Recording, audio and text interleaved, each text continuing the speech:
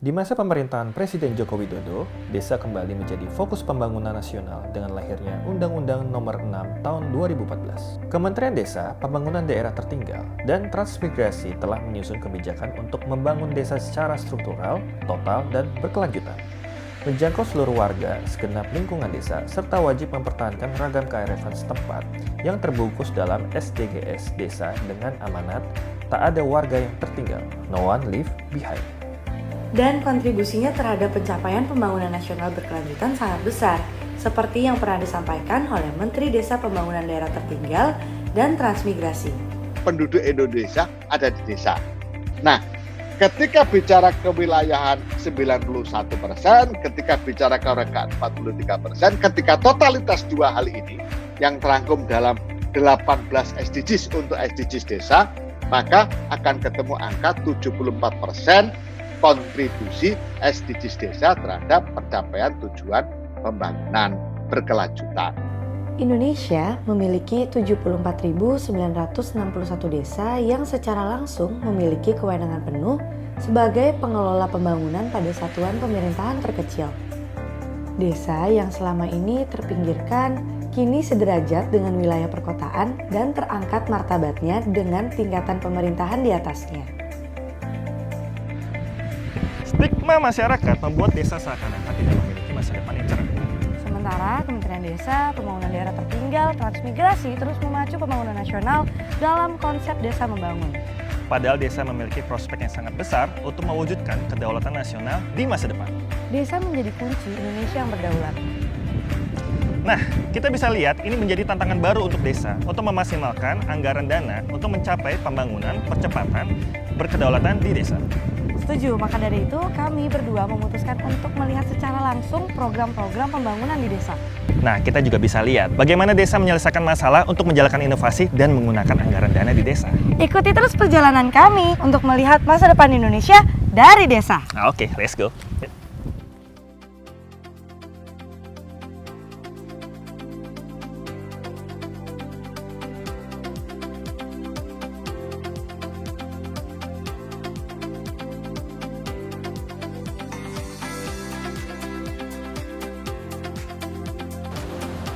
Penghidupan lestari yang berkelanjutan adalah upaya yang dilakukan oleh masyarakat, keluarga, dan individu untuk memenuhi kebutuhannya dengan memaksimalkan dan memanfaatkan modal aset yang dimiliki yang bertujuan untuk mensejahterakan masyarakat tersebut. Iya, setuju banget. Dan program penghidupan berkelanjutan juga menjadi kerangka kerja guna untuk menerapkan tujuan berkelanjutan global dan juga SDGs desa. Nah, program apa saja yang dilaksanakan desa untuk menjadi desa yang peduli penghidupan berkelanjutan? Yuk, mari kita lihat.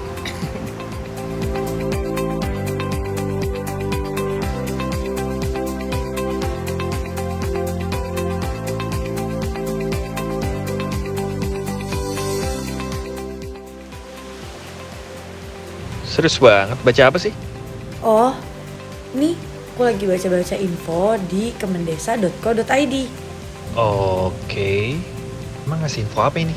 Jadi, aku tuh lagi baca info tentang fokus pencapaian tujuan SDGs dari desa berpenghidupan berkelanjutan. Nah, aku suka banget sama soal fokusnya nih. Jadi mereka fokusin ke poin-poin penting. Nah, yang difokusin itu diutamakan poin SDGs desa ke-1, yaitu desa tanpa kemiskinan. Terus juga ada SDGs desa kedua, tanpa kelaparan. SDGs desa ke-8, pertumbuhan ekonomi desa merata. Dan juga SDGs desa ke-10, desa tanpa kesenjangan. Personally, aku suka banget sama fokus yang diutamain, tapi aku tuh penasaran deh, gimana caranya kita mengindikasikan suatu desa kalau desa ini tuh udah berpenghidupan berkelanjutan? Ya, bisa dilihat dari perkembangan mata pencariannya desa tersebut, seperti pendapatan yang meningkat, terus kesejahteraan masyarakatnya, pertahanan makanan yang membaik, dan memaksimalkan sumber daya alam desa tersebut. Ya nggak sih? Menarik sih, tapi jadi aku tuh makin penasaran nih, gimana caranya praktek pelaksanaan program desa yang udah berpenghidupan berkelanjutan. Kayaknya aku pengen lihat langsung deh prakteknya. Ya udah, kalau penasaran, kita lihat aja langsung. Oh, di mana? Ya di sinilah, di Kabupaten Sukabumi. Kabupaten Sukabumi merupakan kabupaten terluas di Jawa Barat dengan luasan wilayah sekitar 4.162 km² atau 11,21% dari total luas wilayah Provinsi Jawa Barat. Pada tahun 2018, jumlah penduduk Kabupaten Sukabumi sebanyak 2.460.693 dan terus mengalami peningkatan setiap tahunnya. Sebanyak 24,7% masyarakat Kabupaten Sukabumi bekerja di sektor pertanian, 33,3% di sektor industri, dan yang sumber pendapatannya dari sektor perdagangan, baik besar maupun eceran, sebesar 42%. Kabupaten Sukabumi memiliki alam yang indah. Objek wisata alam mendominasi di sana seperti wisata pantai, wisata air terjun, dan goa. Assalamualaikum warahmatullahi wabarakatuh. Pembangunan sarana dan prasarana desa, pengembangan potensi ekonomi lokal, serta pemanfaatan sumber daya alam dan lingkungan hidup yang berkelanjutan merupakan sebuah keharusan dalam mendorong potensi di wilayah. Melalui Desa Peduli Penghidupan Berkelanjutan, ini diharapkan tergali semua potensi dan sumber daya untuk mensejahterakan masyarakat desa itu sendiri.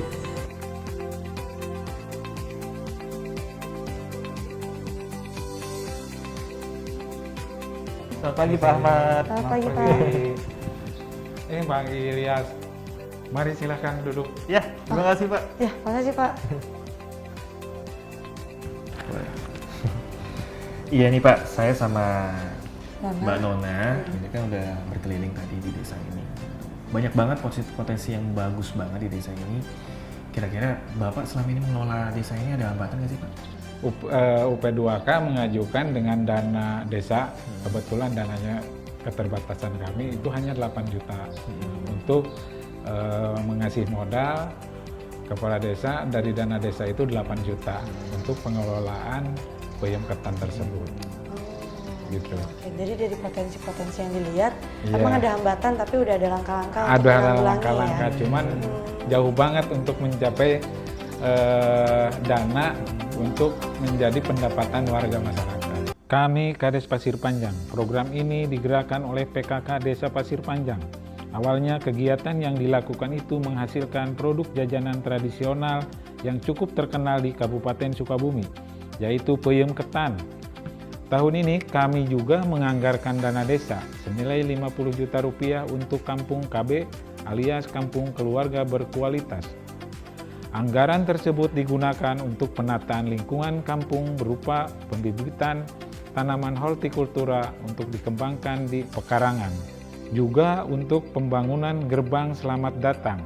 Desa kampung ini sudah sering dijadikan sebagai kampung percontohan. Partisipasi dan antusiasme masyarakat dalam pelaksanaan program yang mendukung percepatan penghidupan berkelanjutan di Desa Pasir Panjang ini menjadi kunci keberhasilan. Semua lapisan masyarakat dari anak hingga dewasa memiliki peran masing-masing dan berkomitmen untuk melaksanakan perannya dengan baik. Selain Desa Pasir Panjang, ada Desa Waluran yang melakukan praktik baik penghidupan berkelanjutan. Desa ini meraih juara pertama lomba One Village, One Story tahun 2021 loh. Namanya Desa Waluran. Desa Waluran merupakan desa penyangga yang ada di kawasan wisata Geopark Cileteh. 78% masyarakat Desa Waluran adalah petani dengan komoditas utamanya adalah padi dan singkong. Untuk mendukung pertanian di Desa Waluran, pemerintah desa menggelontorkan anggaran dana yang dimanfaatkan untuk pinjaman modal kepada petani saat masa tanam tiba. Selamat siang Pak. Selamat siang, Mbak. Mas Ilyas sama Mbak Nona mau ketemu Bapak ya? Ya. Ayo, permisi Pak. Ya, Selamat siang Pak. siang. Silahkan duduk. Oh, ya, terima kasih Pak. Aduh, gimana ya, seru banget ya tadi jalan-jalan. Lihat itu. Alhamdulillah. Terima kasih banyak. Iya, dan habis banget kita lihat Hanjeli ya. Berarti potensi dari desa ini kan juga banyak yang bisa dikembangkan. Alhamdulillah. Nah, kita tuh penasaran Pak, gimana peran pemerintah terhadap Desa Waluran Mandiri? Desa Waluran Mandiri, salah satunya mungkin sektor kami di bidang pertanian. Saya sumbangkan dari dana desa untuk pertanian khususnya dengan pupuk sama bibit padi.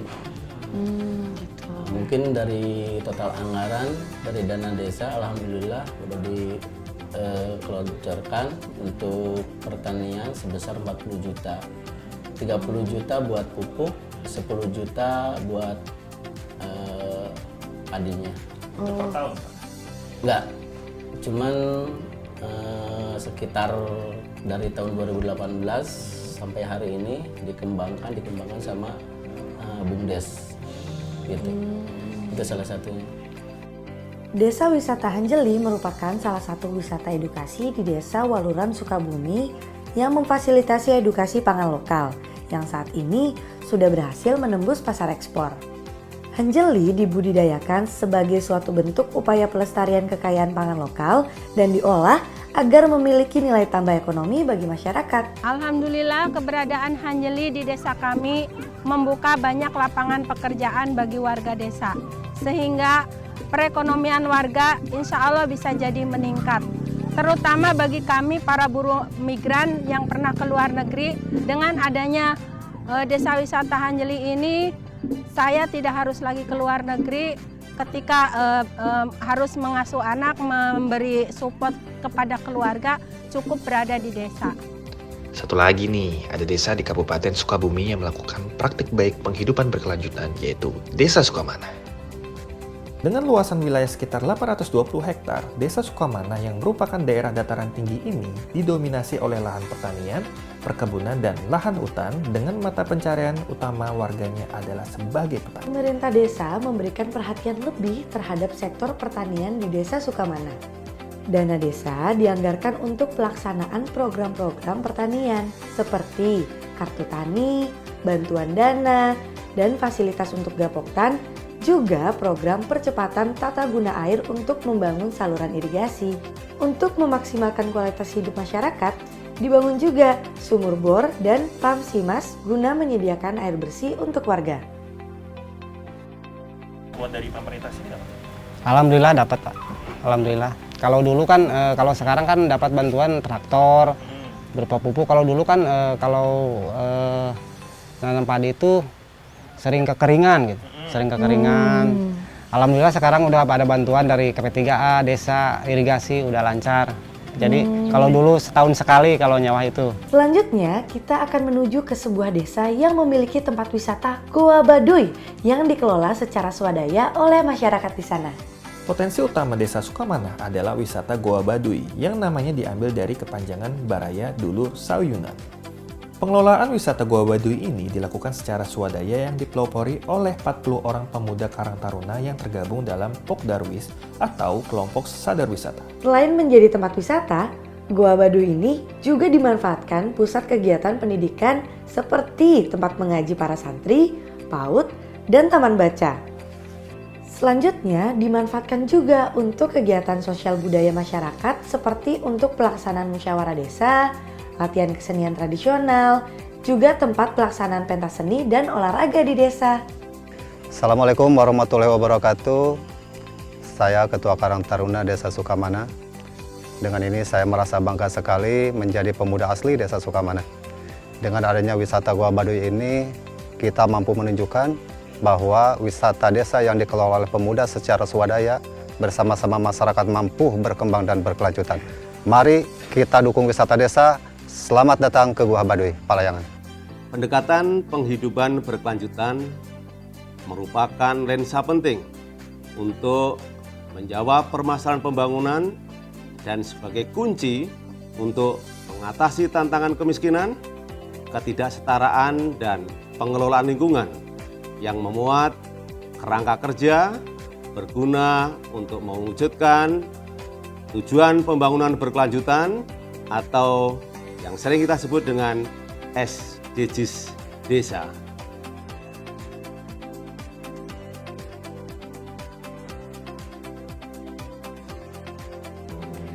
Dengan desa yang peduli berpenghidupan berkelanjutan, tentunya membuat warga masyarakat tidak perlu ragu atau khawatir untuk memilih hidup di desa. Tekan urbanisasi, tingkatkan produktivitas di desa.